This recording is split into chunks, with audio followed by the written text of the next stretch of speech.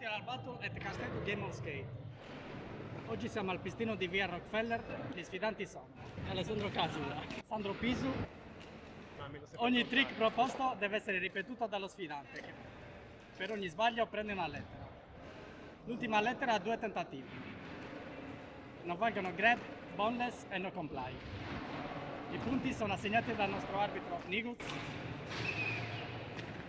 Paperi, Ferusu, Per.